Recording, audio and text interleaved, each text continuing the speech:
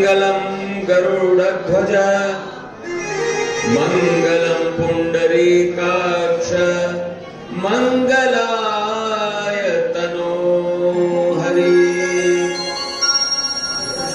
गजाननं भूतगणादिसेवितं कपित्थजम्बूफलचारुभक्षणम् उमासुतं शोकविनाशकारकं नमामि विघ्नेश्वरपादपङ्कजम्। सर्वे भवन्तु सुखिनः सर्वे सन्तु निरामयाः सर्वे भद्राणि पश्यन्तु मा कश्चित् दुःखभाग् भवेत्। सदा सहायक दीन के जय जय बाबा श्याम। दर्श मात्र से आपके मन पाता विश्राम। खाटू नरेश की जय हो। हरने सबकी पीर जो लेता है संज्ञान। हरने सबकी पीर जो लेता है संज्ञान।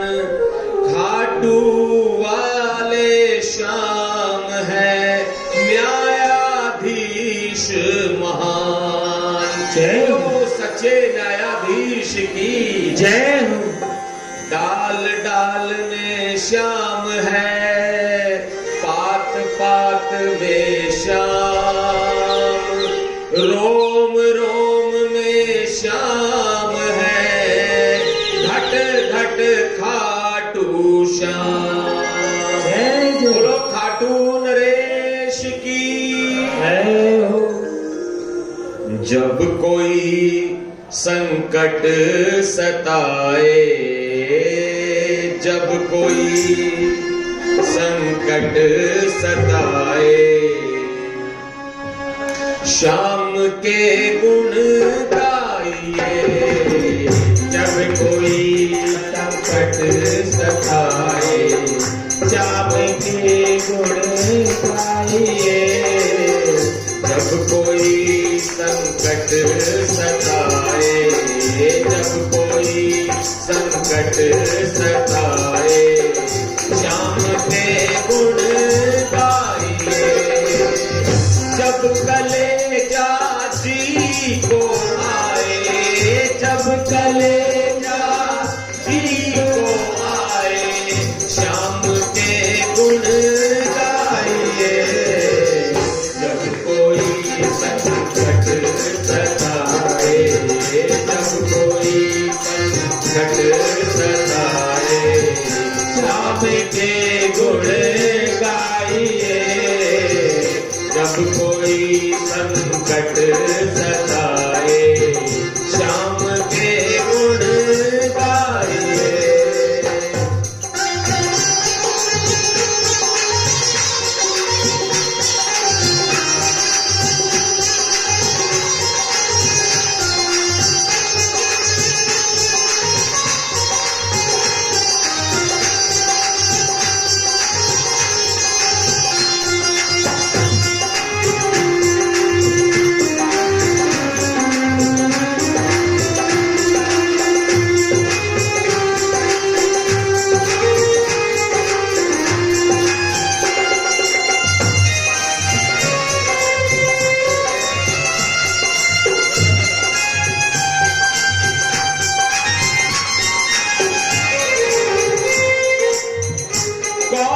किसके कब यहाँ कुछ काम आया है कभी। कौन किसके कब यहाँ कुछ काम आया है कभी। जब न कोई काम आए जब न कोई काम आए जब न कोई काम आए तब क्या करना चाहिए? श्याम के गुण गाइए।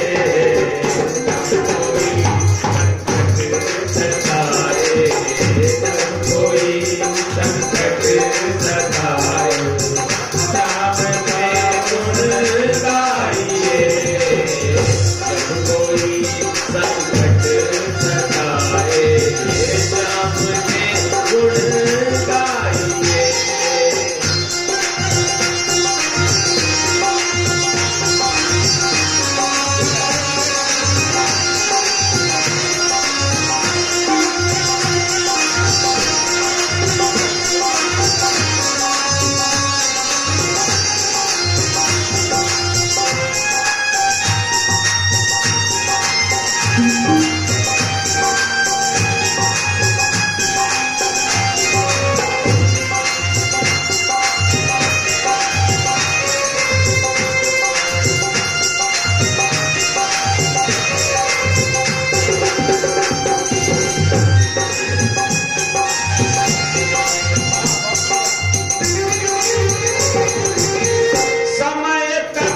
उल्टा चले, समय तक उल्टा चले, ग्रह चाल भी विपरीत हो। समय तक उल्टा चले, ग्रह चाल भी विपरीत हो। और समझ जब कुछ न आए, और समझ जब कुछ न आए, समय तक उल्टा चले और ग्रह चाल भी विपरीत हो। और समझ जब कुछ न आए तो क्या करना चाहिए? श्याम के गुण गाइए। जब कोई संकट सताए, श्याम के गुण गाइए। जब कोई संकट सताए, श्याम के गुण गाइए।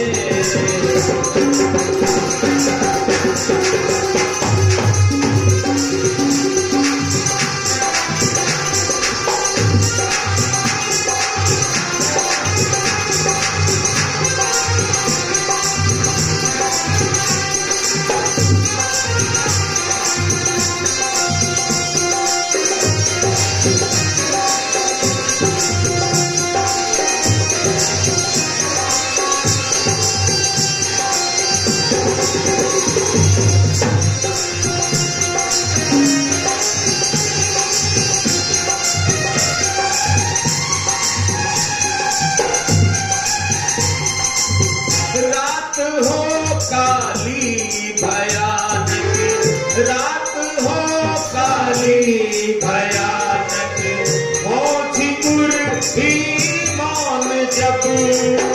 रात हो काली भयानक, रात हो काली भयानक, हो झिमुर भी मौन जब। जुगनू भी न टिमटिमाए, जुगनू भी न टिमटिमाए, जुगनू भी ना टिमटिमाए तो क्या करना चाहिए?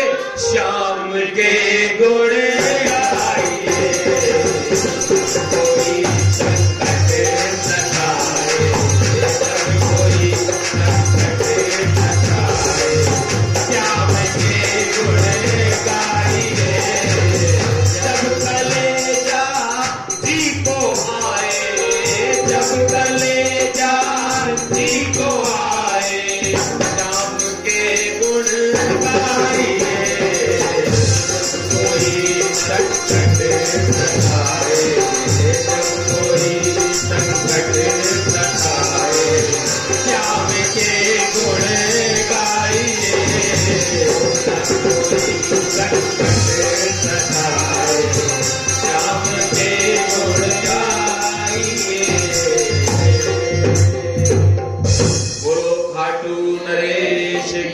जय हो। प्रेमियों, आप जो सामने एक ग्रंथ देख रहे हैं, इस ग्रंथ को प्रणाम कीजिए। यही ग्रंथ है, यही वो ग्रंथ है जिसमें श्याम बाबा खाटू वाले श्री बर्बरीक जी के नाम से शब्द रूप में विराजमान है। बोलिए स्कंद महापुराण की जय हो। जैसे भागवत महापुराण जो है वो भगवान कृष्ण का शब्द विग्रह है, यानी भागवत महापुराण में भगवान जो है वो शब्द रूप में विराजमान है। जैसे शिव पुराण में शिव जी शब्द रूप में विराजमान है, क्योंकि देखिए हमें शिव के बारे में, राम के बारे में, कृष्ण के बारे में, दुर्गा काली के बारे में पता कैसे चलता है? जब हम इन ग्रंथों के शब्दों को पढ़ते हैं तभी तो पता चलता है। और आदि काल में जब हमारे ऋषियों महात्माओं ने इन ग्रंथों का अध्ययन किया और जब सृष्टि का विकास हुआ, तब पता चला कि इन ग्रंथों में भगवान शिव के कौन से रूप का वर्णन है, हनुमान जी कैसे होते हैं, राम जी कैसे। उसी शब्द को पढ़ के उन लोगों ने फोटो बनाया, राम जी का, कृष्ण जी का, शिव जी का, दुर्गा का, सरस्वती की जो फोटो बनाई वो इन ग्रंथों को पढ़ने के बाद ही बनाया गया। श्याम बाबा की भी छवि बनाई गई तो इनको पढ़ने के बाद में कि ऐसे हैं बर्बरीक जी, ऐसे हुआ करते थे, और फिर उनका स्वरूप ऐसा बनाया गया। तो कुल मिला के ये है कि हमारे जो सनातन धर्म में जो शास्त्र हैं, शास्त्र माने जो पुस्तकें हैं, वो हमारा आधार ग्रंथ है।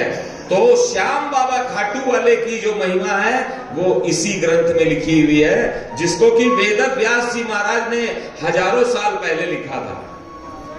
और मुझे श्याम बाबा ने अवसर दिया और इस ग्रंथ में जो कथा बर्बरीक जी के नाम से लिखी हुई है उसको जो संस्कृत में है उसको हिंदी में लिखने का सौभाग्य मुझे दिया। और ये जो आप ग्रंथ देख रहे हैं श्री खाटू श्याम भागवत महापुराण कथा, ये इसी महापुराण से ली गई है। तो एक बार सभी कोई बोलेंगे, बोलो श्री स्कंद महापुराण की जय हो, श्री वेद व्यास जी महाराज की जय हो। और हम श्री खाटू श्याम आश्रम सागरपुर दिल्ली वालों की इस पावन धर्मशाला में इसी ग्रंथ से श्याम बाबा की जो महिमा है, कथा है कि उनके माता पिता दादा दादी कौन हैं, उनका जन्म कहां हुआ, कैसे हुआ, और उनके गुरु कौन थे, उन्होंने कहां पे शिक्षा प्राप्त की, कहां पे किस वन में, किस महिसागर तीर्थ में वो गए और वहां पर उन्हें देवियों ने दर्शन दिया, और उनके पास जो अतुलनीय बल शक्ति है वो कैसे आई, और उनकी शीश की पूजा कैसे होती है, उनको किस नाम से पुकारा जाता है, ये सब बातें इसमें लिखी हुई है। और हम लोग कल से उसी पर चर्चा कर रहे हैं। और बहुत सारे भक्त लोग कल नहीं थे यहाँ पर, क्योंकि यहाँ तो ये रमता जोगी बहता पानी, ये तो धर्मशाला है, ये तो एक रेलवे स्टेशन समझ लीजिए इसको, कि नई नई ट्रेन आती है, यात्री उतरते हैं, चढ़ते हैं, यहाँ पे कुछ क्षण के लिए विश्राम करते हैं और फिर आगे चले जाते हैं। ये तो एक जैसे कहते हैं ना कि मुसाफिर खाना, धर्मशाला को क्या बोलते हैं, यही तो बोलते हैं कि यहाँ पे लोग आते हैं। और हमारे जो महाराज जी बैठे हुए हैं भारत भूषण जी, उनके नेतृत्व में, उनके सानिध्य में यहाँ पर सभी सेवाएं चल रही है। और देखिए वो इतने महान, इतने बड़े व्यक्तित्व के हैं, लेकिन बैठे कहां पर है, वहां जाके बैठे हुए हैं। और इतने महान है वो कि मुझे कुछ नहीं आता, मुझे इतना ऊंचा स्थान दे दिया और स्वयं वहां जाके बैठ गए हैं। एक बार उनके लिए फिर से जोरदार,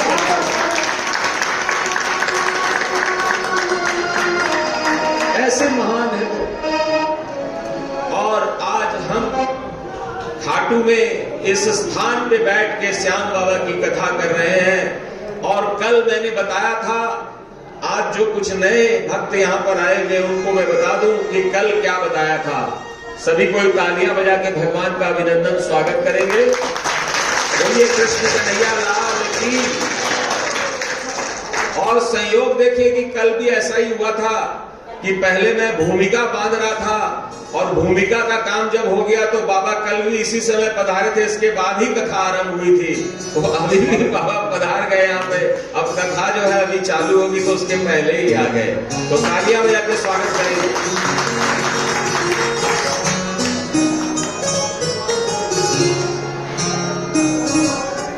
तो कल मैंने बताया था कि घटोत्कच जी जब बड़े हुए, घटोत्कच कौन है?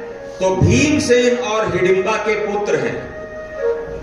भीमसेन जी और हिडिंबा का गंधर्व विवाह हुआ था और उनसे जो संतान प्राप्त हुई थी उसे घटोत्कच कहते हैं। और घटोत्कच कौन थे? घटोत्कच बहुत ही बलशाली महायोद्धा थे। जब कर्ण जो हैं उनके पास में ब्रह्मास्त्र था और वहां जब महाभारत की लड़ाई चल रही थी तो बोला कि ब्रह्मास्त्र है कर्ण के पास, कौरवों को कोई हरा नहीं सकता है। तो बोला कि इसके ब्रह्मास्त्र को कहां पे बर्बाद किया जाए। तो हमारे जो श्याम बाबा हैं बर्बरीक जी, इनके पिताजी ने कहा कि इस ब्रह्मास्त्र को मैं अपनी छाती पे ले लूंगा और इसके बाद में ये ब्रह्मास्त्र मेरे ऊपर चला जाएगा और मैं मुक्ति पालूंगा, लेकिन जो है धर्म की स्थापना तो हो ही जाएगी। तो हमारे श्याम बाबा के जो पिताजी हैं वो इतने महान हैं कि उन्होंने कर्ण के ब्रह्मास्त्र को अपने छाती के ऊपर में ले लिया और कौरवों की शक्ति को समाप्त कर दिया। बोलिए घटोत्कच जी महाराज की जय हो। वही घटोत्कच जी जब बड़े हुए तो वो इंद्रप्रस्थ आए। इंद्रप्रस्थ माने दिल्ली आए। उस समय में ये दिल्ली तो अभी नाम पड़ा है, कुछ 100 साल पहले या कुछ 20 साल पहले इसका नाम 5000 साल पहले इंद्रप्रस्थ नाम था। और ये पांडवों की राजधानी हुआ करती थी। जब जुए में पांडव सब कुछ हार गए तो बोला कि चलो इनको जो है खांडवप्रस्थ माने उजड़ा हुआ पहाड़ी कंकड़ीला स्थान है वो इनको दे दिया था और वो दिल्ली नामक स्थान इनको दिया था पांडवों को। लेकिन मैं दानव और देवराज इंद्र ने मिलकर उसको बहुत ही सुंदर नगरी बनाया जो पांडवों की राजधानी बनी, इंद्रप्रस्थ कहलाई। और धीरे धीरे चलते चलते वो दिल्ली कहलाने लगी। तो ये जंगल से निकलकर दिल्ली आए और दिल्ली में आकर भगवान कृष्ण भी उस समय पांडवों के साथ थे राजधानी में और सभी पांडवों ने उनका स्वागत सत्कार किया। तो युधिष्ठिर जी ने कहा कि हे कृष्ण, हमारा घटोत्कच बड़ा हो गया, इसका विवाह कीजिए। तो घटोत्कच के लिए भगवान ने एक कन्या बताई। वो मूर नामक दैत्य की कन्या थी जिसका नाम मौरवी था, कामकंटकटा उसका नाम था। और मूर दैत्य कौन था? वो मूर दैत्य था जिसने 16,100 राजकुमारियों का अपहरण कर लिया था और उन्होंने जेल में रहकर जब त्राहिमाम किया तो भगवान कृष्ण को दया आ गई और भगवान कृष्ण अपनी अर्धांगिनी रुक्मणी के साथ गरुड़ पे बैठ के आसाम गए। आसाम को प्राग ज्योतिषपुर कहते थे पहले। और वहां मूर दैत्य रहता था, नरकासुर रहता था, जो नरक चतुर्दशी का पर्व मनाते हैं दिवाली के पहले, वो वही नरक दैत्य था, उसी को मारते हैं तो उसकी याद में चतुर्दशी, नरक चतुर्दशी मनाते हैं और फिर नरक बाहर जाए और लक्ष्मी घर में आए। बोलो लक्ष्मी महारानी की जय हो। और उस मूर दैत्य को जब भगवान ने मारा और 16,100 राजकुमारियां जब जेल से छुड़ाई गई तो उन राजकुमारियों ने कहा कि रावण के घर में सीता जी रह के आई थी तो राम जी ने सीता जी को एक धोबी के कहने से ठुकरा दिया था। जब सीता जगत जननी सीता को ठुकरा दिया तो हम तो साधारण राजाओं की पुत्रियां हैं, हमें समाज कैसे अपनाएगा। तो भगवान कृष्ण ने कहा कि जिसको कोई नहीं अपनाता है उसके श्याम गले से लगाता है। बोल खाटू नरेश की। और फिर भगवान कृष्ण ने उन 16,100 राजकुमारियों को अपनी पटरानी बनाया था, और फिर 8 जो थी, रुक्मणी, सत्यभामा, यमुना, ये 8 अलग थी। तो इस प्रकार भगवान कृष्ण की 16,108 पटरानियां थी हैं। तो कहने का मतलब ये है कि मूर दैत्य जब मारा गया और वो जब राजकुमारियां छूट गई, तो मूर की पुत्री मौरवी भगवान से लड़ने के लिए आ गई और बोली कि आपने मेरे पिताजी को मार दिया, अब मैं अनाथ हो गई हूं, मेरा विवाह कौन कराएगा। और दोनों में, भगवान में और मौरवी में, काम कंकटा दूसरा नाम था, उसमें दोनों में भयंकर लड़ाई छिड़ी। और तब मां आई, वो कामाख्या देवी, उन्होंने बीच बचाव करके भगवान कृष्ण और मौरवी की लड़ाई को समाप्त करवाया। और तब भगवान ने मौरवी से कहा था कि तेरा विवाह मैं कराऊंगा, और एक कोड वर्ड बताया था, हिडिंबा नंदन। बोले जब भी हिडिंबा नंदन तेरे द्वार पे आए तो पति के समान उसका स्वागत करना। और अपने विवाह का समाचार जान के वो मौरवी बहुत प्रसन्न हुई और उसने राक्षसी का रूप छोड़ दिया और एक सुंदर कन्या के रूप में परिणत हो गई। और वही जब घटोत्कच दिल्ली आए तो भगवान ने बोला कि वही जो मौरवी है वो इस घटोत्कच के साथ योग्य लड़की है विवाह करने के लिए। तब युधिष्ठिर जी ने कहा, ये तो बहुत ही लड़ने झगड़ने वाली लड़की बता रहे हैं आप हमारे पुत्र के लिए, ये लड़ने झगड़ने वाली लड़की क्यों बता रहे हैं? कोई बढ़िया लड़की बताइए जो हमारा लड़का इतना शांत स्वभाव का है घटोत्कच, और आप उसको एकदम जो आपके साथ लड़ने लगी, मरने मारने पे, उससे आप इसका विवाह कराएंगे। तो भीमसेन जी ने कहा कि नहीं नहीं, हमारा बेटा जो घटोत्कच है वो भी कम लड़न कहा नहीं है, वो भी उससे तगड़ा है, उससे सक जाएगा। तब अर्जुन जी ने कहा कि अरे भगवान कृष्ण जब कह रहे हैं कि घटोत्कच के योग्य मौरवी है तो इसके पीछे जरूर कारण है कोई। बोला, भगवान बोले कि अभी रुको, अभी तो तुमको यही बताया है कि वो लड़ने झगड़ने में बहुत स्मार्ट है, अभी तो एक और भी उसके अंदर में विशेषता है। बोला वो क्या है? बोला कि जो उसको पढ़ाई में और लड़ाई में हरा देगा वही उससे विवाह कर सकता है। तो युधिष्ठिर बोले, अरे बाप रे बाप, पढ़ाई में यानी शास्त्र और शस्त्र दोनों में हराना पड़ेगा? तो बोला नहीं नहीं घटोत्कच, जब तुम उसके सामने जाओगे तो मुझे याद कर लेना, जैसे मैंने द्रौपदी का वस्त्र बढ़ाया था वैसे ही मैं यहीं से तुम्हारे बल और बुद्धि को भी बढ़ा दूंगा। बोलो कृष्ण कन्हैया लाल की जय हो। और फिर घटोत्कच गए वहां पर प्राग ज्योतिषपुर यानी आसाम में, और वहां पर जब वो उसके महल में गए तो शास्त्र और शस्त्र वाली बात आ गई। तो मौरवी ने शास्त्र वाली पढ़ाई वाली बात पहले पूछी, पूछने के पहले ही घटोत्कच जी ने चाल चली और भगवान कृष्ण को याद कर लिया। श्रीमद नारायण नारायण नारायण, श्रीमद नारायण नारायण नारायण, श्रीमद नारायण नारायण नारायण, श्रीमद नारायण नारायण नारायण, लक्ष्मी नारायण नारायण नारायण, लक्ष्मी नारायण नारायण नारायण, श्रीमद नारायण नारायण नारायण। जैसे ही घटोत्कच जी ने भगवान का स्मरण किया तो घटोत्कच जी की बुद्धि बढ़ गई, उनका बल भी बढ़ गया, लेकिन वो मौरवी जी जो हैं उनकी बुद्धि जो है विपरीत हो गई और उनके अंदर में अहंकार आ गया। और मास्टर जो होता है परीक्षा में वो बच्चों से सवाल करता है कि नहीं?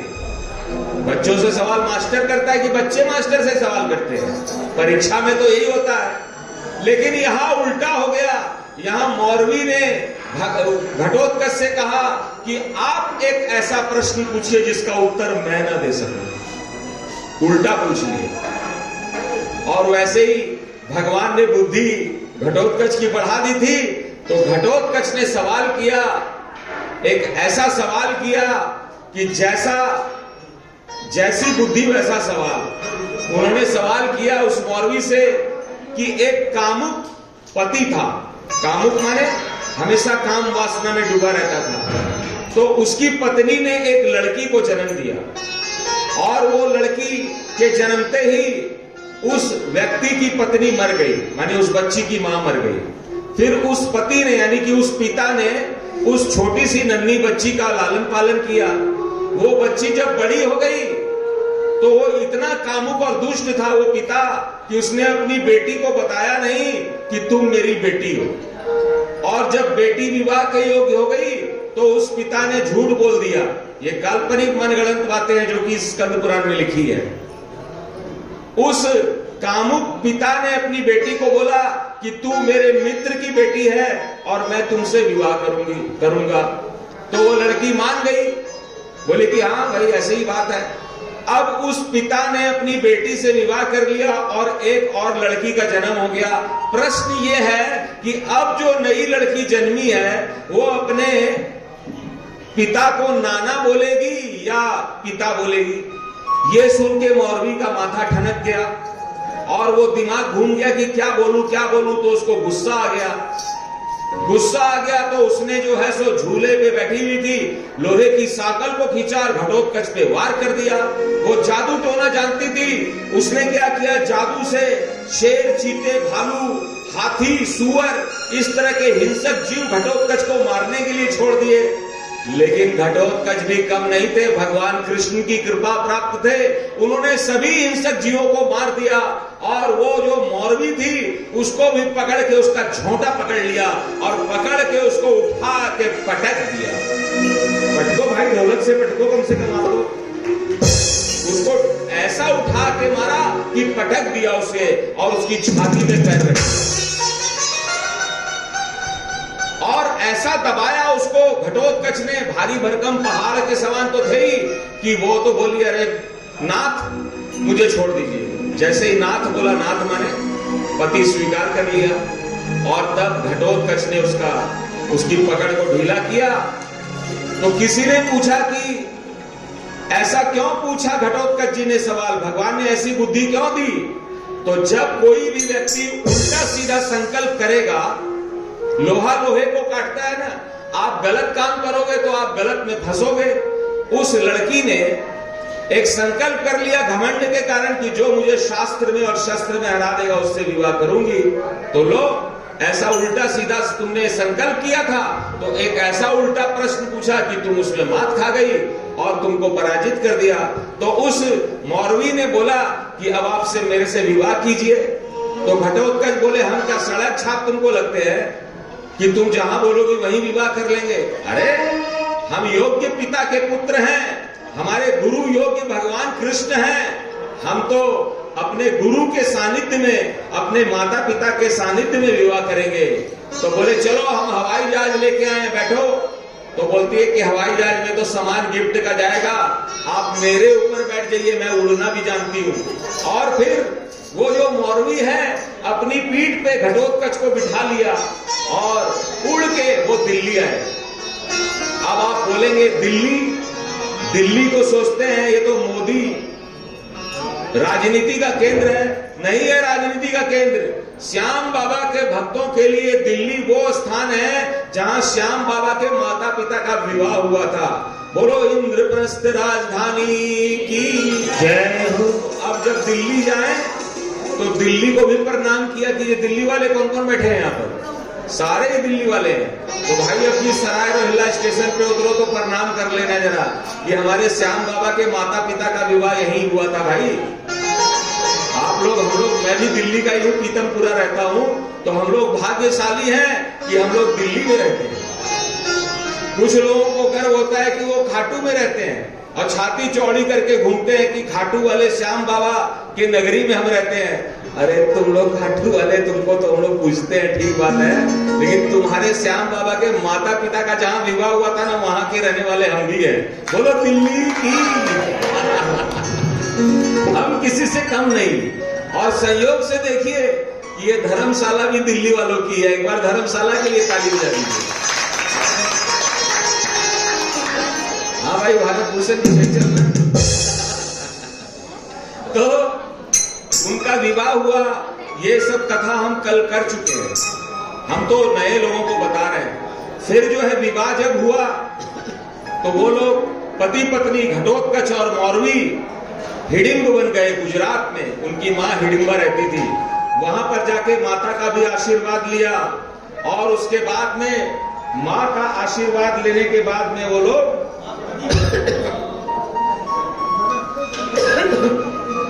अपना पति पत्नी जो है 1 साल के बाद में उनको एक पुत्र रत्न की प्राप्ति हुई। घटोत्कच और मौरवी को एक पुत्र रत्न की प्राप्ति हुई जिसे बर्बरीक कहा गया। जब वो बच्चा जन्म लिया, जन्मते ही युवा हो गया, युवा माने बड़ा हो गया, और फिर उसने हाथ जोड़ के अपने माता पिता को कहा कि हे माता हे पिता आप मेरा नाम रखिए। तो बर्बरीक जी जब अचानक युवा हो गए तो देख के माता पिता घबरा गए कि अरे ये कैसा अद्भुत बालक जन्म लिया है कि जन्मते ही बड़ा हो गया। तो उसके केश, शरीर में ना बहुत सारे केश, लंबे लंबे केश पूरे थे। तो उसका नाम पिताजी को कुछ हड़बड़ी में समझ में नहीं आया तो मुंह से बर्बरीक निकल गया। तो बोला तेरा नाम बर्बरीक होगा। बोलो बर्बरीक महाराज की जय हो। और आइए, हम लोग श्याम बाबा का जन्म हुआ है, वैसे तो कल हमारी कथा में हो गया था, लेकिन आज नए लोग हैं तो एक गीत प्रस्तुत करते हैं।